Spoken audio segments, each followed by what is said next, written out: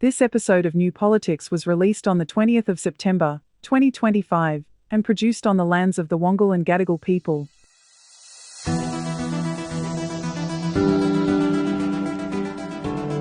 Are we heading for climate catastrophe by 2050? I think the answer is yes, we are. Discussing children in war is a no-go zone for the Royal Children's Hospital in Melbourne. We find out why. The problems for the coalition just keep getting worse. Defence deals in the Pacific, and it's all official. Israel is committing a genocide in Gaza. I'm Eddie Djokovic. I'm David Lewis. All of this is coming up in this big episode of New Politics.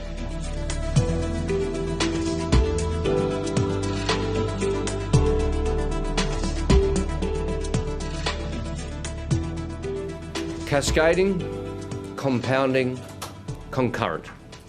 That's how the Australian Climate Service describes the impact of climate change on every community in our country.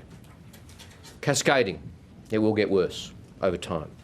Compounding, each impact of climate change will make another impact worse.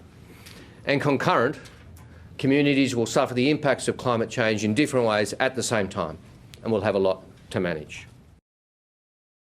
Australia's first national climate risk assessment has been released by the Minister for Climate Change and Energy, Chris Bowen, and it's the most comprehensive report of its kind and warns of the widespread impacts that will occur in Australia, even under best case scenarios.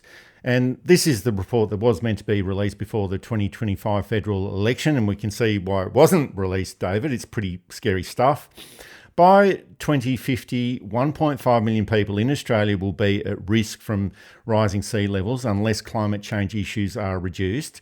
At 1.5 degrees of warming, sea levels are projected to rise by 0.15 metres, but up to half a metre if temperatures rise by 3 degrees. And 18 of the 20 most exposed regions are in Queensland, and we've already got quite a few problems in those areas. And in places like northern New South Wales, once-in-a-century flooding is almost becoming once a year.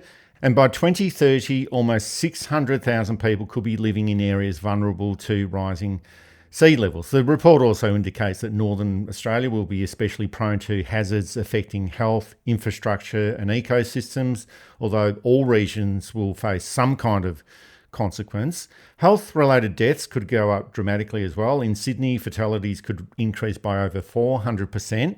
In Melbourne, it could go up by 250%. So I guess if you want to survive climate change, it's best to move down to Melbourne. Ecosystems will face similar threats. 40 to 70% of species may be forced to move, adapt, or will die under 3 degrees of warming. Eucalyptus forests will be at risk, and coral reefs will face catastrophic consequences. So there's not very much good that's in this report, David, and we've been warned about all of these issues for the past 50 years or so, and not enough has been done about it. And the less that we do about these issues now, well, the more difficult it is going to become in the future, and it might even reach a point where we won't be able to do anything about it at all in the future. Some are saying that already, that it's too late. I suppose on the bright side, you'll be able to suntan in winter, but that may not be quite the benefit that is seen from this end of things. It was a disastrous report, no question about it. And even I noticed some of the mainstream media, those that reported on it, had a little bit of shock that it was devastating. We've had the usual suspects say it's all a fraud and they've done this deliberately to make it seem worse than it is so they can shovel money away from essentially fossil fuel industries into what they see as the con of renewable energies. But outside of those extremes, I think most people who read it or who were aware of it were shocked and dismayed that it was even worse than we were expecting. The 400% in Sydney increased fatalities is appalling. 20% or 10% or even 5% would be devastation. 400%. You think your mortgage rate is bad. 250% in Melbourne, and Melbourne, of course, being a bit cooler in temperature-wise than Sydney, makes sense. But Brisbane must be horrendous just because it's hotter. I'm assuming Perth will be approximately the same as Sydney and Adelaide will be approximately the same as Melbourne. And that's just heat-related death, cold-related death, just ridiculously unfair and unjust ways to go and avoidable. The ridiculously avoidable ways to die. And the answer isn't just more air conditioning. The answer is, let's deal with this stuff now. Forget about 2050. We need a plan for 2028. We need a plan for 2026, really. We need to cut fuel usage and replace it. I was talking to somebody yesterday. She pointed out to me just how ridiculous it is to fill your car. The oil is drilled using a whole lot of oil for the machinery. It's then put on a boat, which uses a whole lot of diesel or petrol. The boat unloads and it sails all the way across the Pacific Ocean to Australia and the Indian Ocean. It then gets loaded onto many trucks, then use fuel to get to their locations. So you can put $35 of fuel in your car. Put like that, it is a very, very inefficient and a very, very 19th century way of transferring energy. So even if we look at it that way, it's probably time to think about reducing and significantly reducing the petrol as an energy source. Today I announce that we have accepted their advice that Australia's 2035 emissions target be 62 to 70%. This is a responsible target, backed by the science, backed by a practical plan to get there, and built on proven technology. It's the right target to protect our environment, to protect and advance our economy and jobs, and to ensure that we act in our national interest and in the interest of this and future generations. The Albanese government has unveiled Australia's 2035 emissions reduction target, and this is all very good timing. And they had the bad news about the national climate risk that was released earlier in the week, and now they've got a solution, or seemingly a solution attached to it, even if it's not good enough. And this is a big announcement that will shape climate policy for the next decade or so. And at the moment, Australia is on track for a 42.6% reduction by 2030, and that's just under the legislated 43% target. But the question is that if we're so close to the edge just on 2030 targets, how do we achieve something that is going to be much higher by 2035? And the Climate Change Authority did suggest that the new target should be either 65% or 75% emissions reductions by 2035. And this announcement is going down some middle ground when it should actually be a lot higher. And generally these targets, they do have to be very ambitious. There's absolutely no question about this, David. And it will take a big national climate change adaptation plan to make all of this happen. And each and every sector will need to make big changes to slash pollution and also create a genuine pathway to net zero by 2050. And of course, standing in the way of all of this will be the Liberal Party. They might not be in office again until 2050 anyway, the way that they are going, but you can never rule anything out in politics. But it may not matter anyway, because the Liberal Party, if they want to get back into office, they will have to adopt these targets anyway. And by that time they do get back into office, all of these climate change actions will be so embedded that removing it will have some political costs. So it requires action from everyone. It requires action from government, the Liberal Party, the opposition. Everyone needs to be involved in this process. And whatever they've released today might not be enough anyway, but it will require action from everyone, including the Liberal Party, once they do get around to it. And the next few years, I think these will be critical years, and it will decide whether Australia is serious about climate action or not. The other thing, of course, is that the climate doesn't acknowledge borders. So, well, you're absolutely right. It doesn't acknowledge borders, and it doesn't wait for anyone. Yeah, and so it's a real chance for a global effort, a truly global effort, to make sure that poor countries aren't reliant on cheaper, older forms of energy, that rich countries move away from cheaper, older forms of energy. And of course, they're only cheaper in the short term, insofar as the installation costs will be high. But once things are in and embedded, the prices drop again, which is, of course, I think what the more traditional vested interests always worry about. If somebody else is making money and we're not making any, how do we protect that? Well, you innovate, of course. That's what capitalism suggests. Those that don't innovate die. But we're in a weird form of capitalism where innovation is actually frowned upon. And you look at the great with every single caveat, companies of the last 20 years or last 50 years. It's Apple, it's IBM, it's Amazon, it's Google. They've found something new and developed it. And then now the biggest companies in the world. I suppose you put Meta into that too. Tesla, again, great as in size and in influence. Whether that influence is for good or for evil, whether the ideals that drove these things have been corrupted, that's a whole discussion for another day.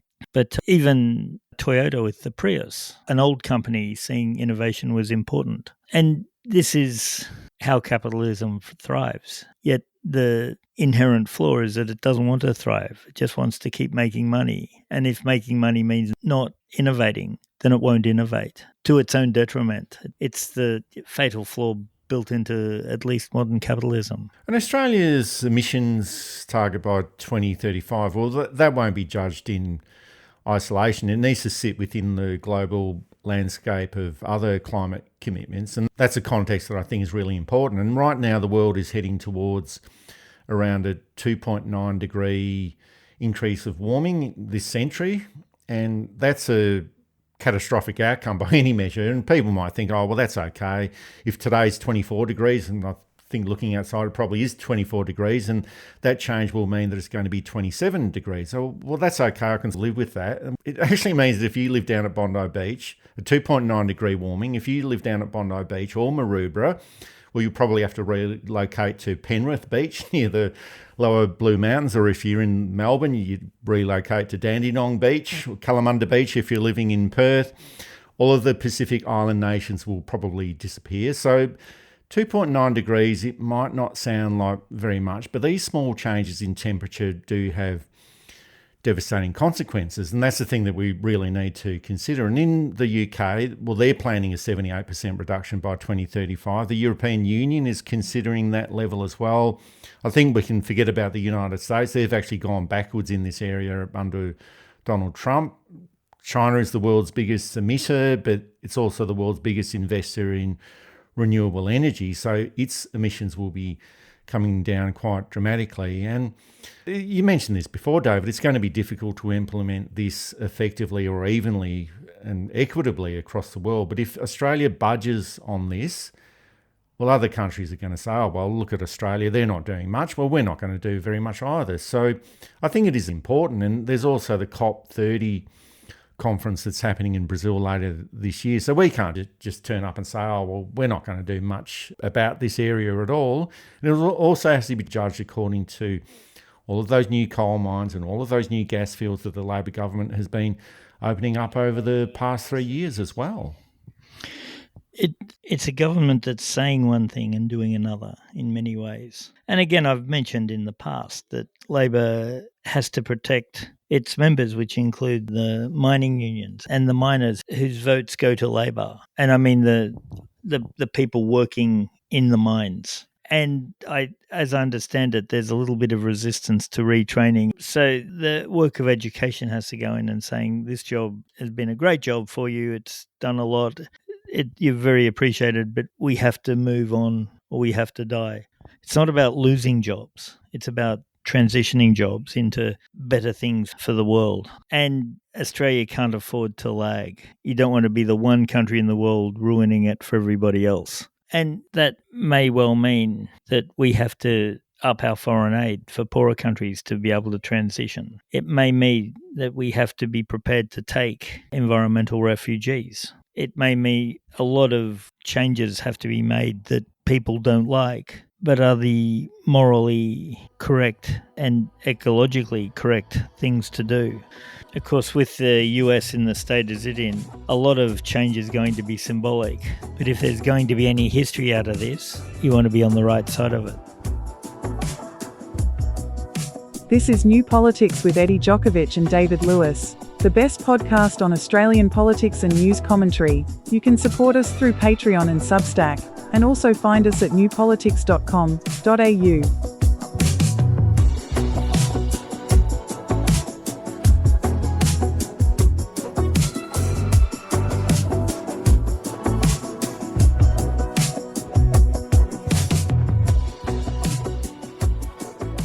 There was a controversy during the week when the Royal Children's Hospital in Melbourne cancelled a panel discussion on the effects of war on children's health. And this was scheduled as part of the hospital's weekly professional development program, and this was cancelled just a few days before it was meant to take place. And that cancellation came after a Sydney psychiatrist, Dr. Doran Samuel, claimed that the event would cause moral injury and vicarious trauma to Jewish staff and patients. Now, there's no evidence provided to back up this claim. There's no indication of how or why this moral injury would happen to Jewish staff and child patients. It was just a one letter of complaint, and without showing any backbone at all or standing up to these people, the hospital decided to cancel the event. And this just continues that process of bending to the wishes of the Zionist movement and the Israel lobby, where CEOs of these public institutions decide that it's better to look like a fool and work against the interests of the public than to stand up to these people and just acquiesce to their demands. And Doran Samuel, he also campaigned for the Liberal Party in the seat of Reid, just around the corner, during the last federal election. He's a right-wing troublemaker, and he was going around during the last federal election campaign calling the Australian Greens Nazis and urged the Liberal Party to do the same and let everyone know about this claim. And this is the sort of person that the Royal Children's Hospital has acquiesced to. And doctors and health professionals have reacted to this cancellation with outrage, as they rightly should be, calling this interference as an attack on academic freedom and medical freedom, and saying that it's a lost opportunity to better understand how war shapes the trauma of children. And there's many children in Australia who have lived through war in Africa and in Middle Eastern regions, and being able to apply any information from experts in the field would be able to help these children. But that's never going to be good enough for the Zionist lobby, because everything that they think will make them look bad or the state of Israel to look bad. And I think that killing children and babies does tend to make a country look pretty bad.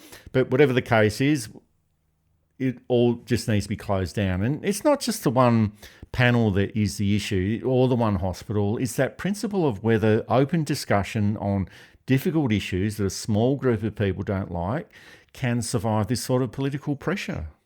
Yeah, there are several wars going on in the world today. There always are. And there will always be children affected from them. And Australia is going to get refugee children from various wars. And so it's important for a hospital to be able to deal with the issues that might come up from here. So having a panel on the effects of war on children is something that should be a scientifically valid health and scientifically valid, health-aware educational panel. That this one person, there may have been other quieter phone calls that we haven't heard about that pushed it in, but we can't stop public discourse. Now, if the panel was something like Jewish people kill babies in war, I could understand that and would support that panel being torn down. But as far as I understand, it was a general discussion which would have covered Gaza, but it would have covered... Well, it would have covered everything: Syria, Darfur, South Sudan. So Yeah. a whole lot of areas, not just Gaza. Not just Gaza. And of course, if you don't want to discuss something, it's not usually a sign that you feel comfortable and right in your approaches to things. And I think that the CEOs, any CEO who has folded to this type of minor pressure should go. They're clearly not up to the job of making decisions. And that's a hard thing to say, but look at the ABC. The senior management was rightly cleaned out after the Antoinette Lattouf incident, where people complained about a woman who was merely reading a script. I know of schools who have sacked music teachers because the music teachers have had discussions online without mentioning the school. And those boards, those people, and the complaints came from people not affiliated with the school, by the way. So there's a campaign out there to get rid of any dissent. It's completely un-Australian. Well, it's completely un-Australian and it's completely unacceptable. But this has also become this terrible pattern of behaviour within Australia's cultural and academic life. And it's not just happening in Australia. It's actually far worse in the United States and in the UK as well. But it's that pattern of silencing, erasure, self-censorship, and it's been ramped up a lot since 2023. And this event at the Royal Children's Hospital, well, someone in Sydney who's got no relationship with the hospital in Melbourne gets an event closed down just because it might discuss all the children that Israel has killed in Gaza. Now, there was no guarantee that's what was going to be discussed, even though it was probably a good chance that was going to be discussed. But this event was closed down just because of that possibility. But there's also other areas, David, like there's the Meanjin publication in Melbourne. That's a literary publication shut down after 85 years for supposedly financial reasons by the Melbourne University, even though Melbourne University has got a surplus of $273 million. And the university is denying all of this, but they closed down the magazine because they published several essays critical of Israel by Jewish academics and other essays from pro-Palestine authors. And they didn't even explore options to sell it off to other publishers. They've just said, no, it's not for sale. We're keeping it. We're not going to publish it anymore, but no one else can have it. So you can't say we've closed down this magazine because it's too expensive and then not offer it for sale. And there's also $273 million in your bank account. So it's just all a pack of lies. It costs something like $120,000 a year to run Meanjin, which is nothing. They do pay their contributors, but you don't get paid a lot. But part of that's not the point. They've got, I think, a part-time editor. I think she works 3 days a week, and a couple of other regular staff who get paid not much. I don't know the exact figures, and I don't need to know the exact figures. Meanjin is one of the great Australian magazines. Quadrant, Southerly, Arena, and Meanjin. Quadrant looked after the right side of politics, the conservative side in particular, but brought out some really interesting and really important. Southerly was a purely literary magazine. I think it still runs. Arena was from the far left. It was about the new left in the original, but it's gone on to embrace other left forms of thinking as the new left became the old left. But it's the only one of the very few and the only one of the four to actively have the encouragement of new writers in its mission statement. And Meanjin introduced us to so many important writers and should have continued that tradition. They were the writers who helped define Australian culture. All of those. And I should make some kind of declaration. I have been published in Quadrant with book reviews and things, but I have no affiliation with it. And it was before the current editor. I didn't agree with the other editors anyway, but Meanjin's blow to what is alleged to be in some foreign interference is another show, if it's true, is another show of cowardice and weakness. If it is because it costs too much money, that's a sign of cowardice and weakness and how we are led by the middle classless. Well, they could also sell it off, but they've decided, no, we're not going to do that at all. It's not going anywhere. No, it could be crowdfunded. Maybe somebody like, and again, I'm just the first name off the top of my head, Simon Holmes at Court could have done it, but Melbourne don't want the brand around at all. And from a Melbourne institution like Meanjin, it's just disgraceful and it's disgusting. And but it's not just that particular magazine. We also had the Bendigo Writers Festival issue a couple of months ago that we discussed. Randa Abdel Fattah, she was told at the last minute that she couldn't speak about issues related to Palestine, even though that's what her writing career has been pretty much based on. The festival loses its reputation, probably won't be back next year, loses a lot of income out of it as well. There's all those other incidents. Creative Australia cancelling Lebanese artists. The National Gallery covering over artworks that contained images of the Palestinian flag. We've got institutions bending over backwards, not just creative institutions, but other public health institutions as well. We've got institutions bending over backwards to suppress anything at all to do with Palestine, just to appease Zionists and the Israel lobby, even when there's a massive financial and reputational cost to these institutions. So, David, this is not normal behaviour. Public institutions shouldn't be placing themselves in this position. And then the question is, what do they actually fear? And maybe we could look at what happened in the US with Charlie Kirk last week to see what they're really fearful of. And I'm not being frivolous or facetious about this, but it's just reached the point of the ridiculousness. People demanding other people be sacked because they didn't grieve Charlie Kirk in the right way. Now, that was a terrible thing, but he wasn't a hero. He was a terrible human being in many ways. And we grieve his death as people who work in the discussion, realizing that even as horrible and as silly, he was still a part of the discussion. Maybe he shouldn't have been a part of the discussion, but he was. But I'm not going to say he was a great man or he was a martyr or anything like that. His words were words of violence, and violence begets violence. So as sad as it is, as tragic as it is, if we sugarcoat what he said, what's the point? And of course, the point is that that section of the right that doesn't want discussion, that agrees with extreme Zionists, that agrees with Charlie Kirk, get to own the centre of discussion. And they shouldn't be in the centre. They should be right on the fringes. And that's the problem. And that's why we have to push back against every attempt to cancel something reasonable. Now, if they had some radical saying that we should bomb all and kill as many infidel as possible in the Writers' Festival, that's one thing. She doesn't say that. The Mianjin essays didn't advocate violence at all. They barely advocated protest. They just put down the case simply and clearly and fairly as to what was going wrong in Gaza. If you were on the other side of that debate, the logical would be to say, oh, no, this fact's wrong, and give the evidence as to why. You can interpret it this way, but there's also looking at it this way, and have that debate and discussion.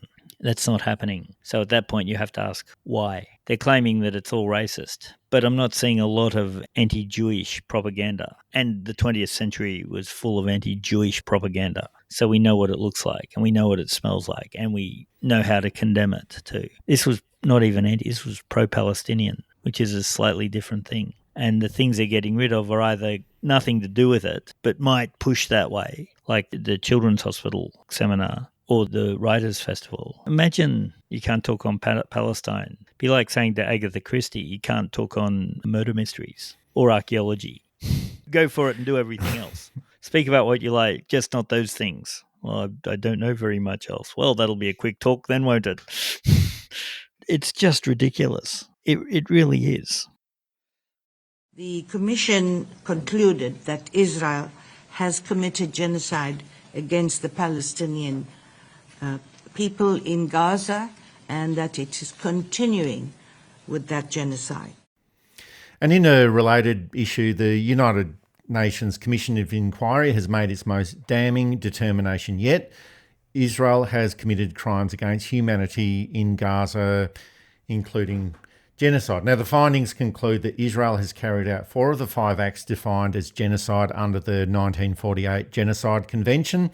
That includes deliberate targeting of civilians, mass killings, and the systemic blocking of food, water, and medicine to create life-threatening conditions. And this isn't all a secret. It's out in the open. We've seen it happening over the past 2 years. And there's also a warning from the United Nations that silence on this issue equals complicity, and that the governments that fail to act risk losing credibility and risk becoming complicit themselves. And I just hope that Anthony Albanese and Penny Wong are listening into all of this. And the Commissioner, Chris Sidoti, went further, rejecting Israel's claim of tragic mishaps and describing them instead as deliberate policy.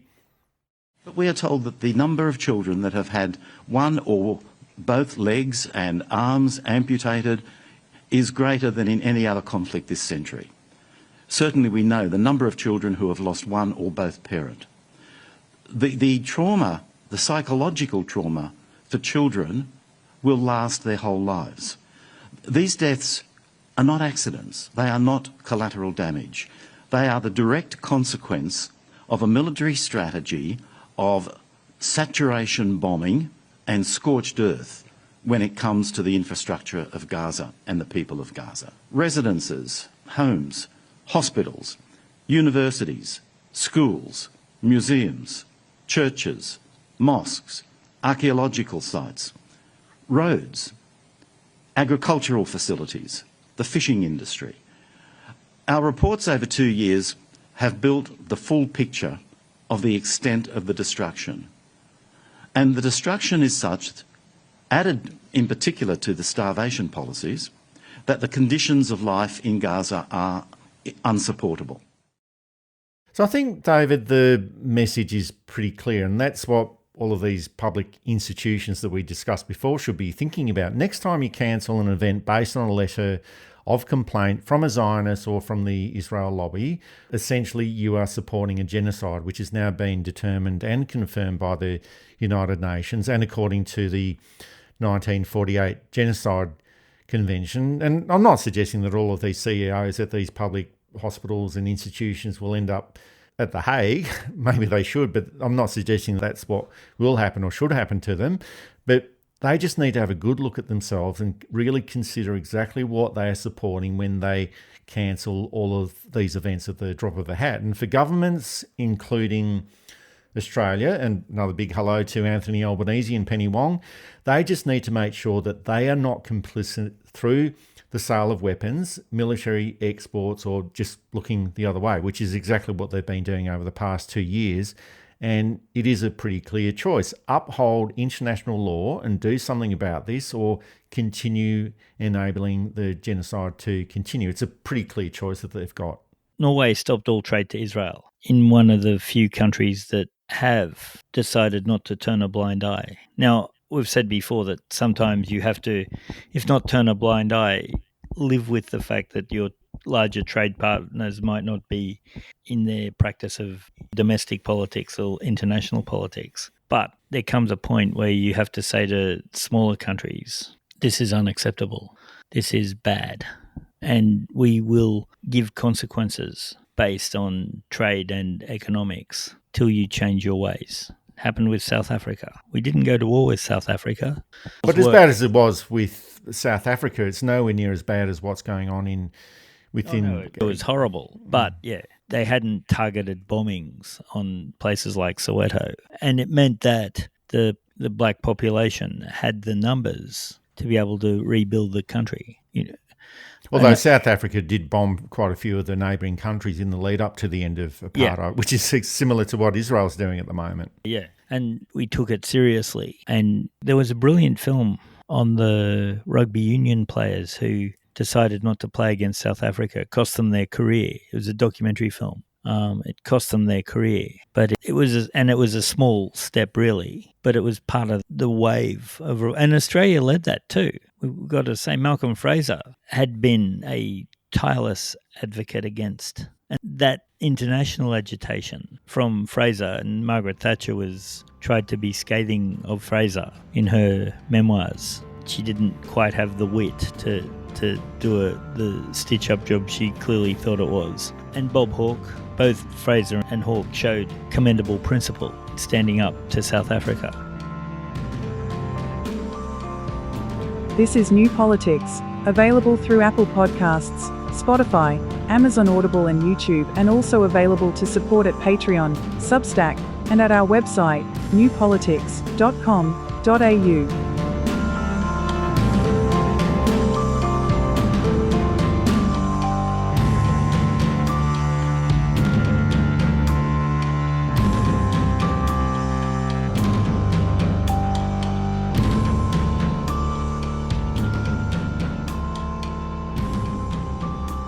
There's been another stumbling block for Australia's diplomacy in the Pacific region, and Prime Minister Anthony Albanese travelled to Port Moresby this week expecting to sign a landmark defence treaty with Papua New Guinea, but he just ended up getting a joint communique and a promise to have more negotiations towards this defence treaty at a later date. And this is the second setback in just a couple of weeks. Last week, Vanuatu also held off signing a security agreement with Australia, and this is related to China's role in regional funding. And most of these Pacific Island countries are waiting to see who can offer them the best deal. And a lot of this relates to rare minerals and mining exploration. And it's not a case, David, where Australia is just trying to be altruistic and nice about all of this. It wants access to those minerals, and so does China. And this deal with PNG, if it is finalised, and it probably will be, it will just take a bit of time, but that would also have joint defence obligations in the event of attack. And when they mention the word attack, that's code word for China, there'll also be shared training and a cooperation on security and cyber training. And sport has also been involved with a substantial package for the PNG to have a football team in the National Rugby League. So there's a lot going on here, David. There's soft diplomacy, hard diplomacy, military and defence deals, mining deals as well. But the big question is, after the delay in this deal with PNG and also the one with Vanuatu, and this follows on from the Solomon Islands almost signing on to a massive deal with China a few years ago. The question is Australia struggling to maintain its strategic influence in the region, and how much of it does this really matter? I think the answer is a quick and massive war with China. Oh, sorry, I'm not on Sky After Dark. So I got confused there for a second. It's clearly going to be a sense of tension between China and Australia. Traditionally, Australia has been the middle power. We can go back. This is another thing we can blame Scott Morrison for. Hello, Scott, if you're listening. Congratulations. Your absolute neglect of the region while you were Prime Minister has led us to this. Now, Penny Wong, who has acted quite well in the past in this area, has a work cut out for her in trying to use subtlety and nuance and diplomacy and tact to try and maintain Australia's position in the Middle East, in the South Pacific. Well, she's quite busy actually turning a blind eye to things in the Middle East at the moment. So maybe that's what's taking up her time. Yeah, maybe she got confused just like I did. The wrong words got in her head and she's ignoring both. No, in all fairness, it's going to be, I think, as much as Papua New Guinea being in the NRL might or might not be a good thing, it's going to get down to hard cash. Who can give us more cash? Who can give us much more material benefit?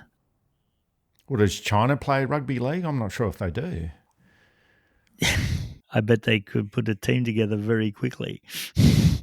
The soft diplomacy isn't a bad way to go, because if you can keep that foothold in, you might lose the short-term battles but win them in the long term. But I think unless Australia can come up with something that's more than just the soft diplomacy, that it comes up with real hard economic benefits in the short term, I don't think that Australia will be able to outdo the financial strength of China. I could be wrong here. It could be that the Papua New Guinean government or parliament will say, no, hold on, Australia's been good to us. It gave us independence. It helped us in World War II.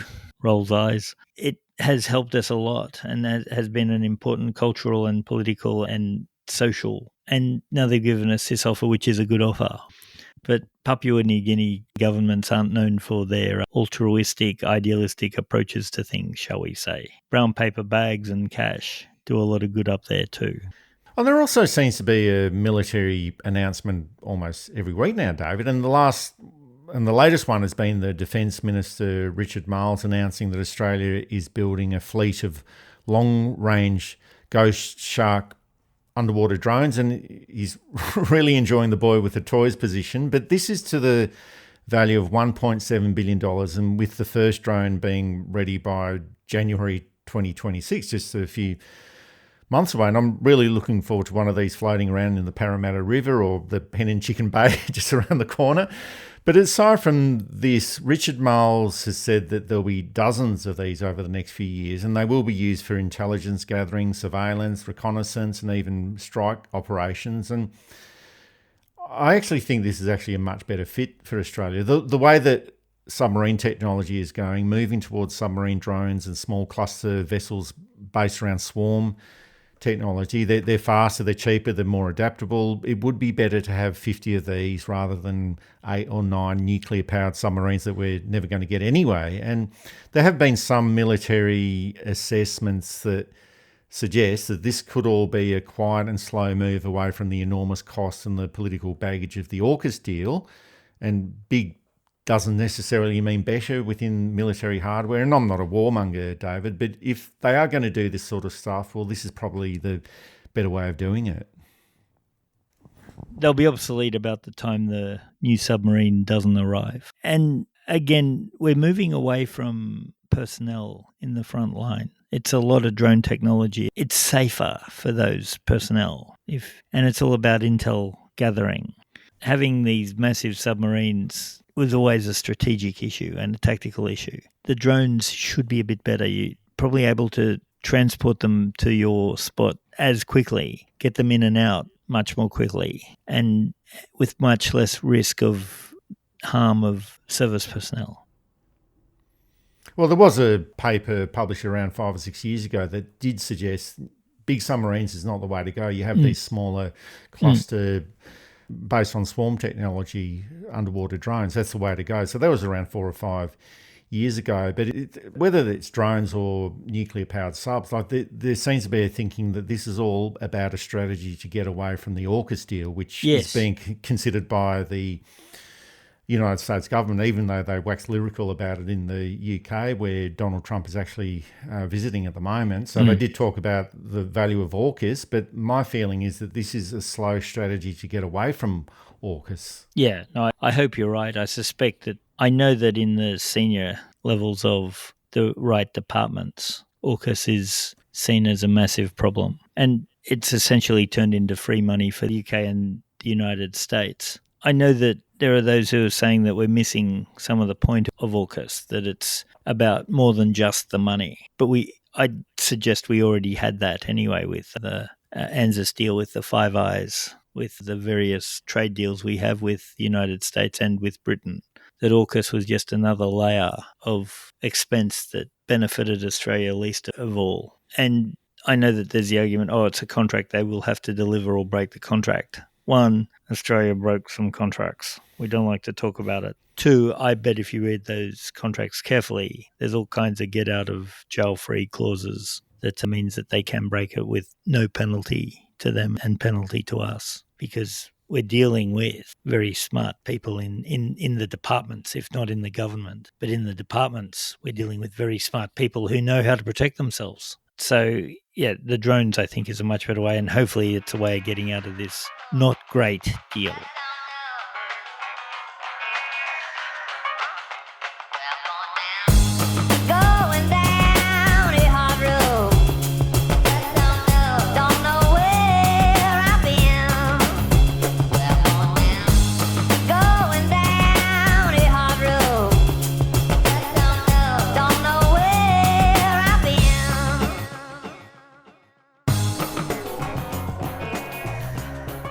And David, we talked about sport before, and now we're getting on to our favourite sport, and that's talking about the Liberal Party and the National Party. And the Liberal National Coalition is at its lowest point in its history, with just 27% of the primary vote in the latest news poll, opinion poll. And this collapse in primary support since the last federal election is all drifting straight over to One Nation. And climate policy is still ripping the party apart, with frontbencher Andrew Hastie threatening to resign. And we're not sure if they're saying, well, Andrew, please don't go, or they're saying, Andrew, yes, please do go.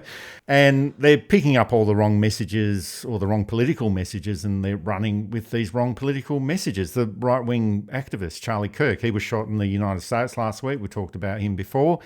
And hardly anyone knows about this guy in Australia, yet there was a collection of Liberal Party hardliners saying that we are all Charlie, and posting Christian messages and impromptu digital shrines on their LinkedIn profiles. And generally, I don't want to see anyone shot, David, in anywhere in the world, but the values and the statements of Charlie Kirk just do not apply in Australia. And this seems to be one of the biggest problems within the Liberal Party. They're focused on all of these things that don't really relate to the Australian public. They're more tuned into Sky News than mainstream issues. They support Israel at the expense of everyone else. They've tuned into American culture war issues, and a podcast host that no one really knows about.